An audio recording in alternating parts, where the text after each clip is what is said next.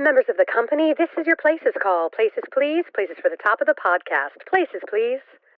Get ready for a behind-the-scenes look at the glitz and not-so-glam of Broadway, education, and everyday life with Uncommon Sense. Join hosts Christopher Smith and Sharna Lopez as they bring you the best stories and shenanigans that seemingly prove how elusive common sense can really be. So take a little time for yourself to hang out with the dynamic duo Charnopher. And no leaving early, because you might just miss that 11 o'clock number. Stand by music. Music, go. Uncommon sense, the 11 o'clock number.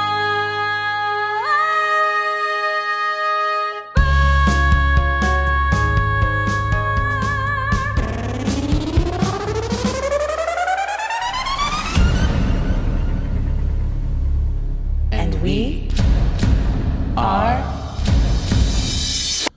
Charnopher.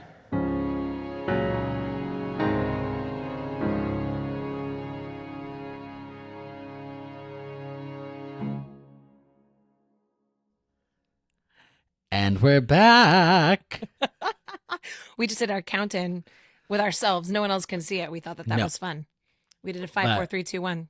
We have fun with ourselves, with each other. We don't need anybody else. That's right. Charno fans, no, we need you. We need you, Charno fans. But truly, we have a good time.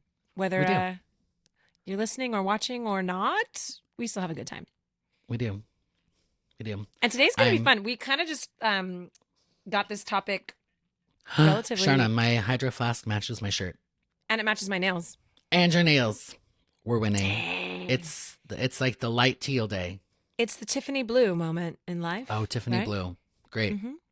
It kind of goes with our logo, too. Little teal action. I know. I love our logo, P.S. Is that because you designed it?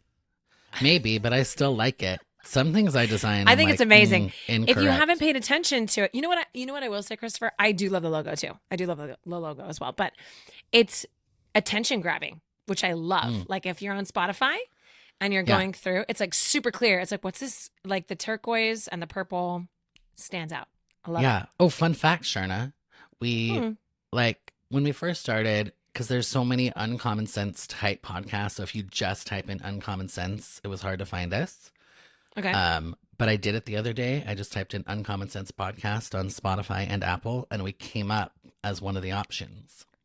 What? Hey. Is that because we're having more listeners and more people downloading?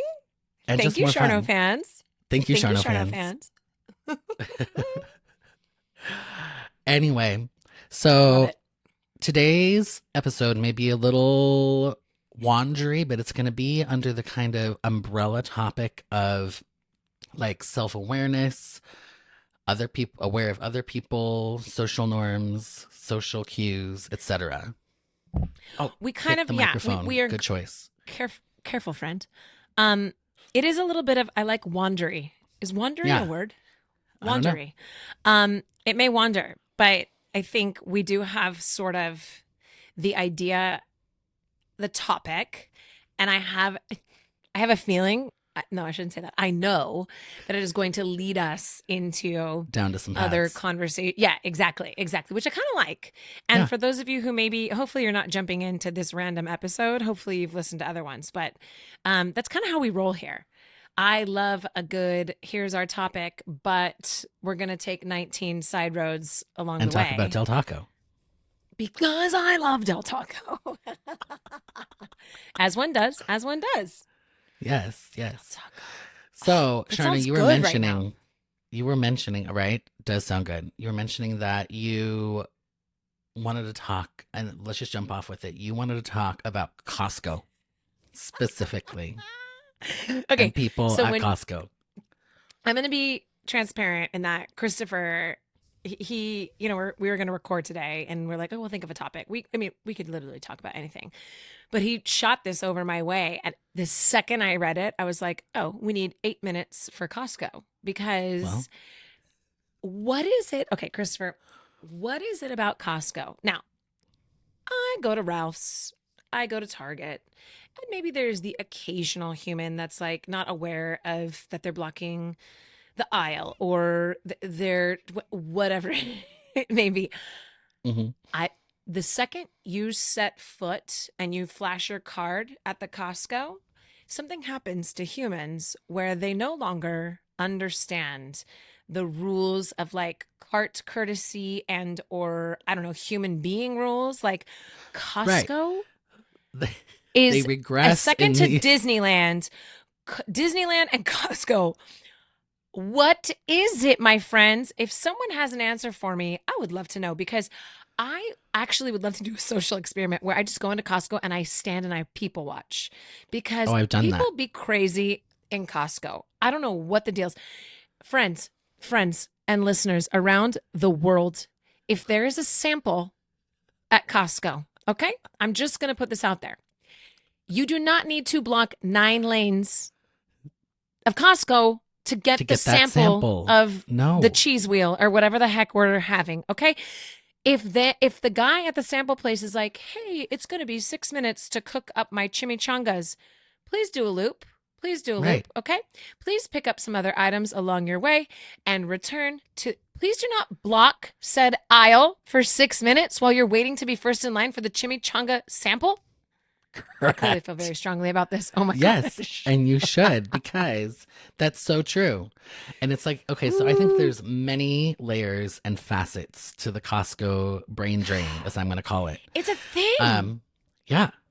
So Oof. I think people know it's going to be that way, so they go into like fight or flight mode already when they walk in the door. Costco Yeah. fight or flight mode. Yeah. And even though the aisles are large in Costco's, sometimes they're not very well laid out and things move all the time. I would just experience this yesterday. Yes. I was looking for something and I was like, okay, well, it was in this aisle, but now it's 5 aisles over and there's 5 million people in my way. And I even asked one of the Costco people. Yeah, right. Correct. I even asked one of the stalkers at Costco, where I would find this item, and his response was, well, honestly, I don't know. Last time I saw it, it was 3 aisles that way. I was like, fair. Thank you, Costco member. Thank you, Costco employee, for not helping. How about like, let me show you, sir, or let me find this for you and take it there. Because you know how many times I've like circled aisles and then circled another aisle and another one, and I'm like, the Cheez-Its have to be here somewhere. Like, yes. And you would think you go down the aisle and it's like goldfish, cheese crackers, something else. You're like, this maybe must Cheez-Its, be the aisle where Cheez-Its Cheez-Its would be. with the shampoo. Don't worry, Right. Cheez-Its are by shampoo. Okay, so make sure you go to the conditioner section and we will have Cheez-Its. Okay. Yeah. Okay. But it's true. Yes, and like when you bought something over and over again and you're like, this does not belong here. Like why here? Okay. But here's my one, not one. Clearly I have issues with Costco and I love me some Costco. I love Costco. Why? And this might apply to any grocery store or Target or whatnot. Why? You would never drive down the middle of a road. Like if you had a vehicle, you choose a side. Why in the world does somebody, like you see friends coming, hey friends down the aisle with a cart coming this way. Right. Move your cart. It's just like driving. It's just, even my kids know, move the cart to the one side. Right. Why are you in the middle? You move Why to in the right. middle? And then they look at you like, get out of my aisle. And I'm like, okay, friend, I am a cart user here at Costco also. Please move your cart to the side. Well, the thing that happened to me just yesterday at Costco is someone was moving slow as per usual because, we must move at a glacial pace. Jerry. By all means. Just walk. I have 9 hours at Costco. Thank you. Right. So the person behind them was annoyed and decided to try to pass them. And so now I have 2 carts coming straight at me with no way to pass. And I'm about to be in a 3-cart collision here. Yeah. And then you're like, oh, and some people are super nice about it. And look, I'm not perfect. I've had cart situations. But some people are so oblivious. That's what I know are overarching. It's like the awareness that you have. It's like when you're on the road. We were just talking about driving last episode. When you have 8 cars behind you, pull over. When you are blocking an entire aisle because you're trying to get the canned peaches, friends, let's just move it. The other one that gets me, Christopher, at Costco is when people break up. Oh, this kills me. When there's one person who mans the cart, but then they've sent out their family members to get other items. Yes. And you're like, this is a good idea in theory, except you don't know where your people are. So you're like a meandering person with your cart. And you're like, your plan is failing. It's failing. So Joey's getting chocolate chip cookies and Sally is getting, again with the names, is getting, who knows, toothpaste. No one knows where anybody is. You are not being efficient. And you're blocking and also, the chocolate chip cookies probably were by the toothpaste, so you could have sent one person. Yeah, so you could have just done it together, right? You could have just one-stop shop it. Yeah. Oh, my gosh. Oh, my gosh. But I do like a my sample. My favorite, too. Grayson is obsessed with the samples. So are my kids. And Sebastian, he's the best, though, because he's old enough now where he's like, dude, Mom, I'm going to go get another meatball. I'm like, go, bro. You go. Yeah. You go rogue. You go get a sample. But my kids have been trained. They are sample etiquette extraordinaire. They know they got to wait their turn. They say thank you. They wait in the line. Like, I'm all about a good sample. I'm supporting Costco samples. I have to say, South County sample people, not the people creating the samples, but the shoppers. Wait, can we just talk about that? You just coined South County sample people? Yeah. Listen here. Listen here. It is like the Hunger Games out there when it comes to samples. Dude, especially some of the top contending samples. Oh, ooh. People do not. You better be ready for that pizza bite. And like in line and taking turns. They're like reaching around, knocking people out of the way. Like, and one time, I came at a guy. I was like, "Excuse me, because I was making Grayson and Amelia get their own samples because I was like, you can learn, you can get your own. Say please and thank you. Here you go." He full on like tries to reach around to grab a sample right in front of them. And I was like, excuse me. Thank you. No. I feel like if I were a stand-up comedian, I could do an entire set on Costco samples. Like 100%. Oh, absolutely. Right? Like, absolutely. Why is it like, it's as if these people haven't eaten in 6 days. I'm like, do you really need the one piece of fudge bar that bad that you're going to take out the 2-year-old? Yeah. It's apparently crazy. Right. And I also, I find if I'm going by the aisle and the sample is not ready, I make a choice. I'm going to circle back or I'm going to move on with my day. And there are some people that get stuck. They're like, I got to stay right here. I got to wait right here so I can be the first. Do not park your car on the side of the road. There's no room, friends. You got to keep it moving. You got to keep it moving. Yeah. Oh, the complete unawareness. Yes. Complete unawareness. And I've already taught Grayson that. He's like, well, I want to wait for it. It's like, no, we will not be waiting for it. I ask them, I'm like, we can about come how back. long do you think? Yes, and then, we can come back. Yeah, 100%. Unless we're in a hurry, in which case I'm like, sorry, kiddo, we got to go. But I feel honestly, like Disneyland is very similar. My husband dislikes Disneyland for that exact reason. He does not like crowds. He does not like the people who just can't, like, friends. I've had 4 children. I have driven a stroller multiple millions of gamillions of billions of times. Why is that a struggle for some people? You can have a stroller in Disneyland. You can have a double wide stroller in Disneyland. I don't even care. Yep. Don't run over people. No. Stop running over people with your stroller. But also, again, going back to Costco, those carts are the size of Alaska. And so it's like, move over, but also be aware that the cart is the size of Alaska to carry each item that is the size of Texas. So it is very tricky. Excuse me. Some people do not. Some people do not. Was that a sneeze? God bless you. No, it was like a hack. I'm still hacking up lungs. It's good. Okay. It's cool. Still God bless you. Yeah, thank you. Gesundheit for all our German listeners. So anyway, yeah, it's just like, just don't run into me. Just be aware of the size of your cart. Just be aware that there's people around you in the crowded Costco. It circles back to our driving episode. Everybody makes mistakes. So I try to sometimes be like, ooh, that was just a bad Costco day for this human. But sometimes there are people that I'm like, absolutely not. You have zero idea of what is happening right now. Zero. You have no awareness. Like, it's not like, oh, I hit you, or oh, you go first, or oh, I'm sorry. I'm like, it happens. It happens all the time. No, Yeah. they're the people who just go about their day as if no one else is in Costco and they have free reign of the entire area. Like, Oh, and I love what the part people of that Costco? go. You go. No, what part of Costco do you feel like is the worst?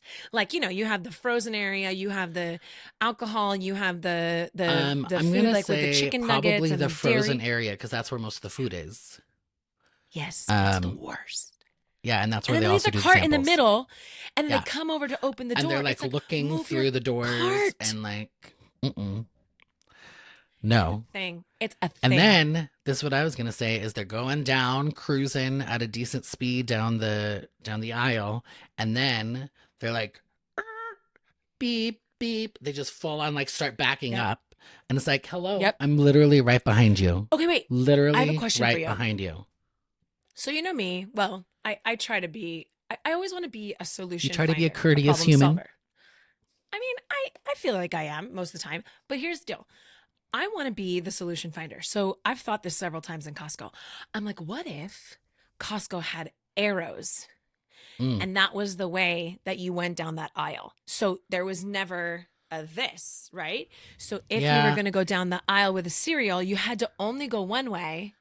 And then Here's the thing about that. there was nobody coming at you. What do you tell me your Here's thoughts? the Tell me your thing. thoughts. This happened during COVID at Trader Joe's, Okay. and I hated it because Wait, why? Tell me.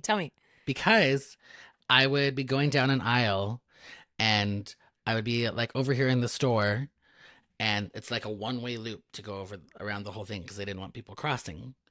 And I was like, shoot, I forgot something in the freezer aisle. Instead of just going like flink and grab it literally like 10 feet into the aisle, I had to go around You had to go two all the way down, around. like down Okay. 2 more aisles and then come So around it's the whole thing frustrating. again. Yeah. Hmm. So Then what would be a solution? Just not allowing People people just who don't know being how to aware. run a cart. Yeah. people just being aware, that would be the solution to many things in Oh life. my gosh.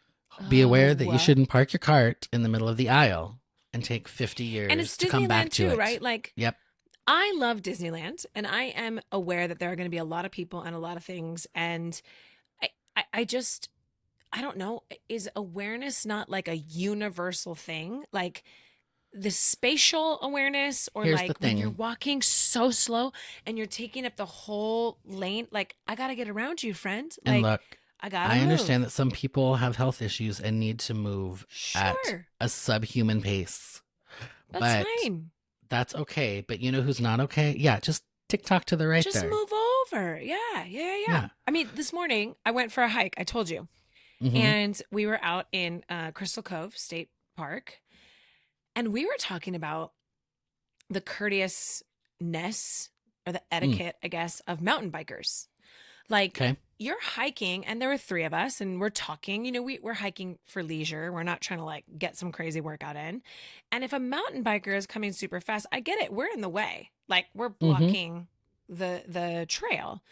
But like, and on the left, or like coming through or something, I'll move over. I understand that. It's the people who just like are completely oblivious to everyone else behind them. Like, I ran for the last several years. Like, I did a bunch of Ragnars, a bunch of runs, and I would go running at least 3 times a week in the morning. And it is hilarious how people with they just block the entire trail. And I'd be coming up behind them, on your left, and they're just like, dee. I'm like, I'm literally saying on the left, like, move over. Do you think Share they the don't road. hear you because they have their earbuds in maybe? No, they don't have Okay, any. great. Or like, I always run with one. Most people who are experienced runners, hikers, bikers, like, you're always told to only have one in so you can hear. Mostly for creatures, not for people. Right? But Or get the usually AirPod peop- Pros that have the transparency mode. Yes. But most of the people aren't even wearing them. They're usually with someone Yeah. else, and they're distracted because Okay. they're talking to that person. But I think it's just like, I don't know, being aware of your surroundings, knowing where you are physically in relation to the other people and what's happening, right? Like, and we're all not perfect. I'm sure I do it Yeah, sometimes. but we and see I'm this terrible. We see this in theater all the time. You see the gosh. people on the stage, Yes. and you said Yes. spread out, and all of a sudden we have clump number 5 over here, a clump over here, a square over here, a circle over here. Yeah. Just spread out. You know what's funny though? I feel like, and I'm just referencing our last show we did together because that was happening a lot on stage. I think it's the second you say something, they're like, oh, and then they can do it. But it's this weird need for a reminder instead of just naturally coming, like, oh, we are too clumped up. And I wonder if it's more a visual thing, like where they're standing on the stage, they don't see it visually how we see it out in the house, but then once you point it out, they're like, okay. Okay. And now I see where there's 9 feet over here and there's not a human in there. Right. Right. I don't know. It's tricky. But also be aware, because anytime you're on stage, you need to be aware, because you never know when a fly reel is going to come in and bonk you on the head.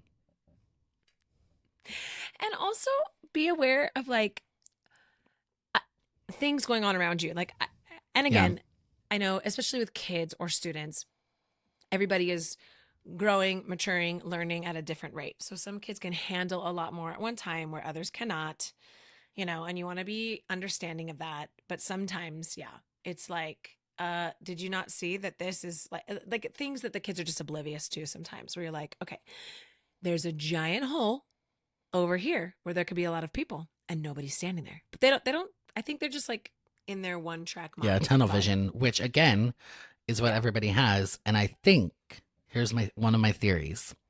One of my theories is, since the advent of we'll just say the smartphone, not even the cell phone, but the smartphone, I love watching these videos. I feel bad and then I don't, where people will just walk into a fountain because they're paying no attention because they're watching their cell phone. You've seen that one, right? And she's in the mall. And she's 100 like, times. Right? Yeah. And I was like, but I'm like, look, I watch it happen all the time. I got ran into at school the other day by a student who walked directly into me. I was like, whoa. How about take your face out of your cell phone while you're walking? Well, and I'll even take it a step further. So my 21-year-old, I can recall very clearly, because she's 21, so she still is of the era of the smartphone and, growing up with that. But her big thing actually was books. So we'd get in the car and she would have her nose in a book the whole time, which you don't want to discourage your kids from reading, but also I want you to pay attention to what's going on around you, to the point where like her younger sister wouldn't read and wouldn't be on a device and would just like be in the car. And Emma, the younger one, could tell us, oh no, you take that road. Oh no, you go there. Oh, we're in this city. Oh no, there's that. That's whose house. And Alyssa would have zero idea of where we were or what we were doing. And she couldn't find her way home if we asked her to. And sometimes I feel like that with Sebastian and Ruby too, where I'm like, pay attention, because if you're not aware of your surroundings, how are you ever gonna, you know what I mean? Like you can't. But you told just me the have your greatest head thing down. that you do with them the other day. I don't know whether you Oh told yeah, me or we I just talked about overheard you. Yeah, and I love that parenting tip. Everyone, listen up. Sharna has a great parenting tip. So teach your kids, have them give you directions home. So like from wherever you are. And usually it's from the places we go often. So from school, from my studio, from Aunt Kim's house, from church, wherever we are, from the baseball fields. I'm super confident that both of my kids at 8 and 11 could give you directions on how to get to. Now, they may not know the street names, but they could say, oh, get on the freeway right here, or you got to go right here. And the funny thing is, Jerry actually loves doing it, because when we first do it with them, he likes turning where they tell him to go wrong. They're like, oh, make a turn here, and he'll like turn, and they're like, wait, no, that's not the right way. And then you're like, okay, well, that's the way you told me to go. So like you turn around, and then it's like, no, go straight, and like you kind of make it like a game or like a challenge. And I think it just helps them be aware. Now, again, they know our address. They both learned our address and all of our phone numbers like in kindergarten. It's an assignment they have to do, which is helpful, because now in this day and age, you can say, this is my address, and someone can get you there. Right. But I just think it's helpful to know your whereabouts and what freeway goes where. Like they know if we get on X freeway, we're going to Grandma D's, or if we get off at Imperial and we turn this way, we're going to the studio or church. It's helpful for them to understand that. It's just being aware. And I think it's fun for them. That little activity is actually fun for them. They enjoy That's it. awesome. Yeah. Well, also, I catch Try it. myself sometimes. I'm like, oh, I will always put in a new place address in my GPS, but I try after I've been someplace like 2 or 3 times to do it without using a GPS because I don't want to be that lame-o that can't get to the store down the street without putting it in their GPS. Okay, this is a real conversation. I just did this today, Christopher. I struggle with this because so you say GPS, do you use Waze or what app do you use? Google Maps? I use Apple Maps or Waze. Usually Okay, so I'll just I'm be like, Apple, I'll be like, hey Siri, take me to the nearest Ralph's. You know, and then it's And like, do you Siri want this helps one? you. It has 4 stars on Yelp. And it is this. Yay, Ralph's. It is open these hours. And it's like, whatever. I am a Waze addict. I'm an addict. And not because Okay. I don't know where I'm going, but because I want an ETA. I clearly Absolutely. have 9 different routes of how to get to work in the morning. Yeah. But every single morning I put it in Waze because Yep. I want to know the ETA. I want to see if there's going to be traffic or whatever. But that has become not a crutch per se, but a weird thing where like I know how to get somewhere, especially when there's only one way to get there. That it's like I rely on it, even though I know how to get there. I don't know. I don't put it in rely- because I I will want to put- see. Yeah, I agree. But I will put mine in because I really only have one route to school that I really take, unless there's some Okay. sort of detour. So I'll still put it in for the exact same reason. I need to know how long it's going to take me to get there. And if I'm gonna be late or later than I wanted, Yeah. or if I'm actually gonna get there early and get to do 5 things before, Yeah. before school starts. So, And I think that's a cool thing I about do it, use it right? for that. Is like Yeah, you have an ETA, you have an idea, an understanding. I will say I miss the days of knowing like when we were teenagers. I never like you went to so and so's house once and you're like, okay, and I know how to get Mhm. there. Like that was it. There was Yeah. you never put it in a map again. You never, because you locked it into your memory. And now your brain is like, I don't need to really remember that because I know I can always put it in my GPS. Great I'm the subconscious. worst. Yeah. And it's I I'm the think about it. worst. I think about it. Like when I'm putting it in there, I'm like, I know how to get here. Why am I relying on my map? I don't know. It's a thing. I don't know. But So going I mean, back that is to spatial awareness in the car with kids. That's Yeah. where my tie-in is. That was a yeah, small with moment. spatial awareness. Now with physical awareness, where do you like? Because everybody is so different with like literal physical touch and physical bubbles and things like Like that. close talkers. I have a feeling you have a talkers? thought on that one. Well, I don't get them. So, what do you think? And this is going to be different for everybody, but what do you think, like, at least in our industry or whatever, this social norm is for physical distance between somebody or touching somebody like on the shoulder or the arm? And I'm not talking about like teacher student because that has its own set of rules and Just things person. like that, but just Yeah. peer to peer human in life. So I think, well, and I'm just going to speak for me because everyone is different. That's why I am asked a you. very, thanks, Christopher. I think I'm a pretty laid back, relaxed, social. Like if someone I meet for the first time, several times I've had people where they're like, "Oh, nice to meet you," and they want to hug me. That does not freak me out. It doesn't freak me out. Great. I personally, that doesn't bother me. It's not a boundary. I know many people that would send them into like, why are you hugging me? Right. But I think me personally, I grew up that way that, oh, this person hugging, whatever. Like there was never, it wasn't alarming to me. I do try to read a person and see you. I think especially Social in our cues. industry. Yeah. In our industry though, being around so many different types of people and types of students and kids and trying to read the room of like, oh, this kid doesn't want to hug. They'd rather a fist bump, or this kid just wants to stay over there.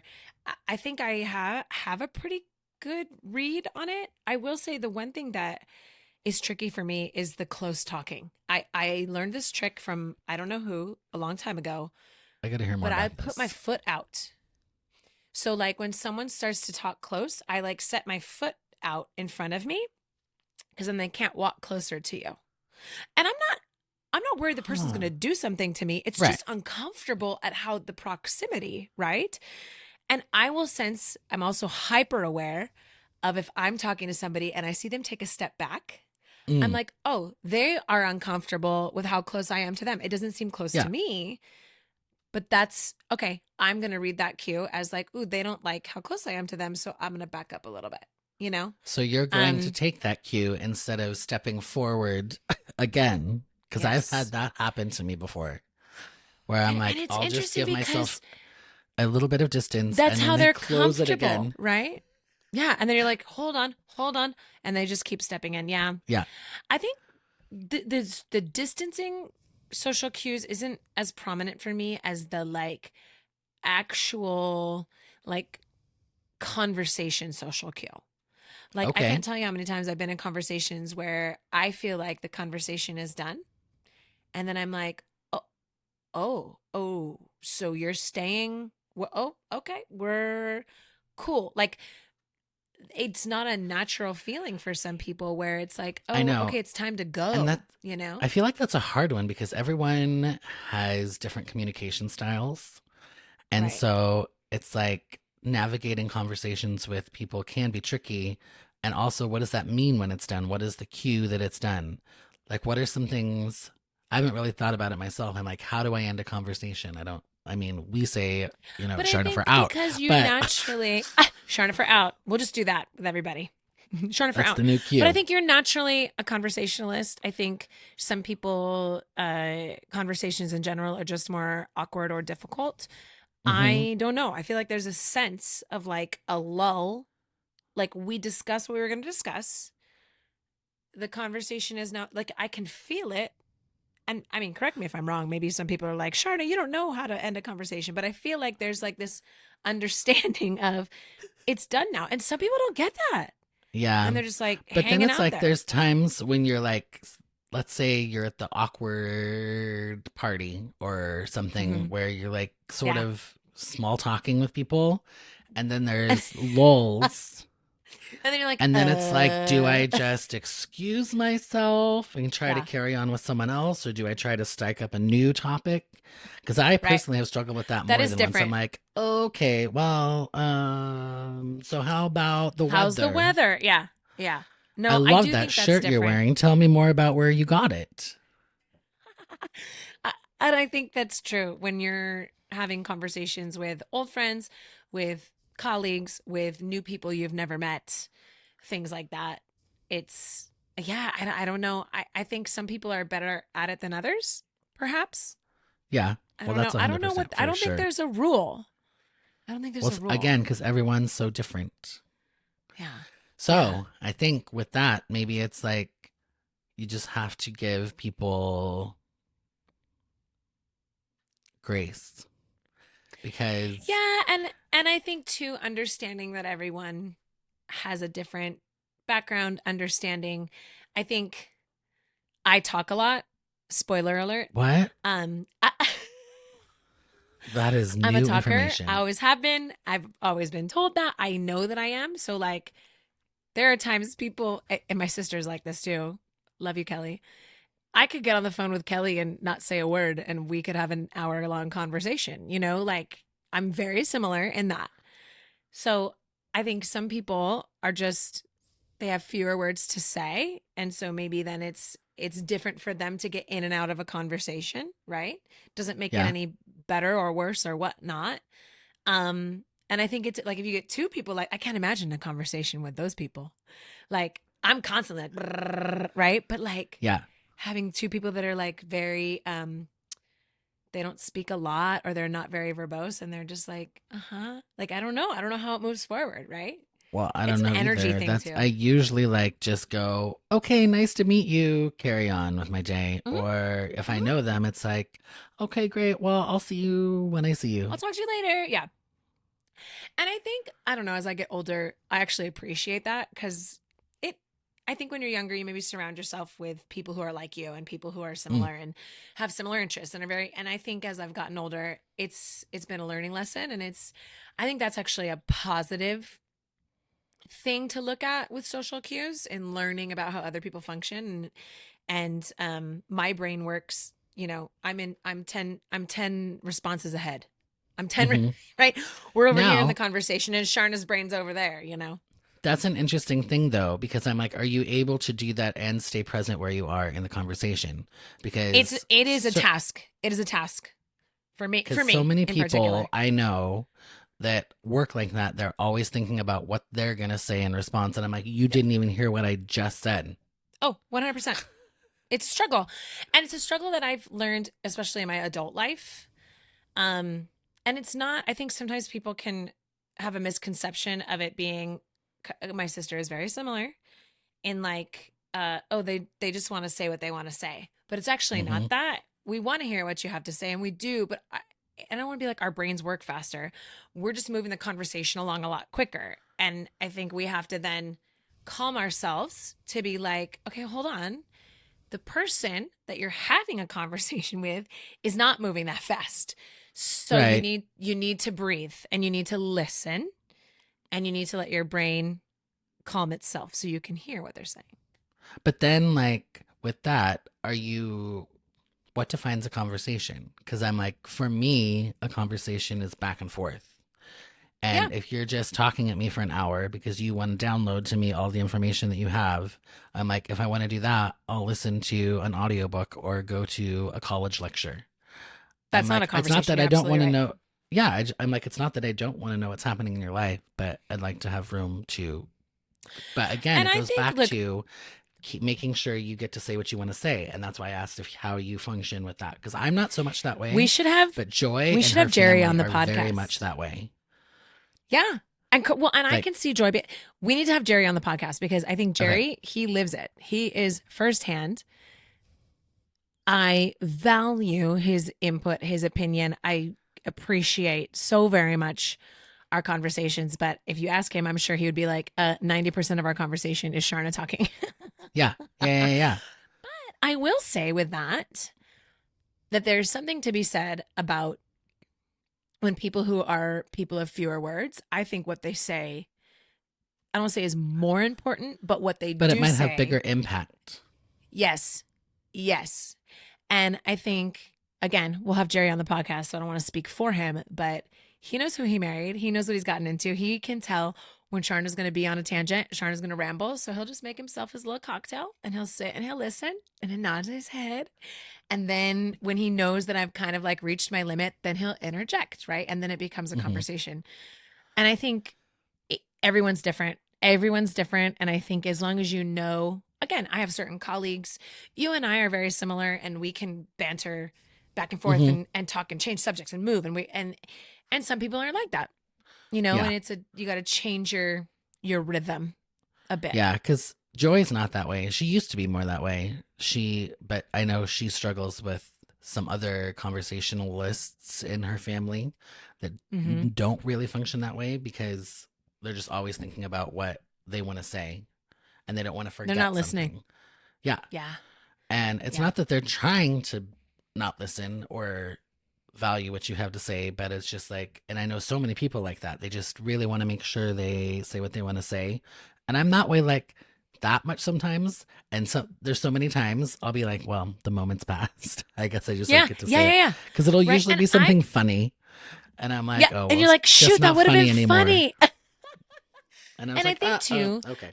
As I've gotten older, and I think in particular in my job, I've had to learn that a lot of like, okay, listen first. You have 900 responses right here. You really don't need all 900. Like you got to listen. Now, when I'm with comfortable friends, I still, and another thing I've learned, again, now our podcast topic has gone to like conversations, but this is good because it's awareness. It's really all about awareness. It is. That's what it is. It actually is. And something I've tried to do, and anybody that I have conversations with, you can know this now and you can be like, oh, she's clocking that. I hijack conversations a lot. I feel like I don't anymore. I used to really badly, where like somebody would be saying something or talking about something and be like, oh yeah, because my brain is triggered Yeah. to something that has to do with me. And then I'd be like on a tangent about myself. And I'm like, oh my gosh, I just like stole this conversation from someone. So I don't want to go the complete opposite, because then it's not a conversation. Like you said, just letting somebody talk. You want to comment, you want to interject, but like I do actively try to be like, oh, okay, we're going to get back to what we were originally talking about. Cause I do think somebody who is a talker, whose brain goes a mile a minute, that happens, you know? Your brain has 9 things happening. 9 plus however many there are. Right. Yeah. Exactly. Well, I liken it to like Jerry and I, we still do yoga, but not nearly as much as we used to. When we were first like really into our exercise regime, we would do yoga at least once a week.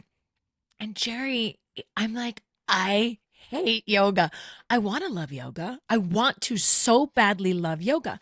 But I get in a position and Jerry is like zen and he's sweating and he's breathing. And I'm like, I got to do the dishes. I've got 9 emails. Also, Sebastian needs this for tomorrow. And then Ruby's got this on Tuesday. That is literally my brain. I can't turn my brain off. Yeah. I can't. Yeah. And I know that's my personality, you know? Yes.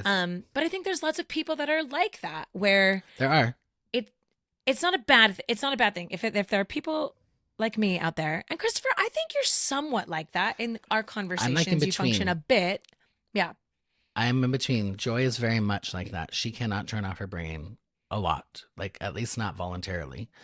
Yeah. I can downshift. Not always, but about, I'm not great I can at see it, that. but I'm decent at it. I can see that though. You do a good job with it. And I think as a grown human, it's something that's good. It's good to work on, right? And I think instead of it being something that's a negative thing, I think it's a positive thing, as long as you have the ability to work at controlling it, and or the other way around. I've had conversations with people where I'm like, hello, keep up, my friend, wake up.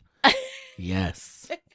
And they can work on that. My literal favorite is when you finish a sentence and there's just crickets for decades. And you're like, you're being facetious, right? That's not your favorite, because that drives me bananas. Like, it drives me crazy. Correct. I'm like, say something. I hate it. Say something now. And it's like that episode of Friends. There's an episode of Friends where Ross is like says something awkward and inappropriate. I know that's like every episode, but they play the dialogue, the self-talk in his head, and you just hear him go, say something, say anything. Yes. Say like anything, like just say something stupid. Anything will do. And then he finally says something. He's like, why did you say something? But at the same time, same time, it's like, somebody say something. So it's not awkward. I will say, I want, and I don't want to make this about me, because I think there are a lot of people who are like me, but I will say, I think there is something to be said. Oftentimes Jerry will be like, I'm trying to gather my thoughts and words correctly. I want to say what I want to say the right way. I don't want to say something flippantly and have it be the wrong way. You know what I'm saying? I absolutely know what you're saying. And I'm that way. There's times Joy will be like, hello, do you have a response?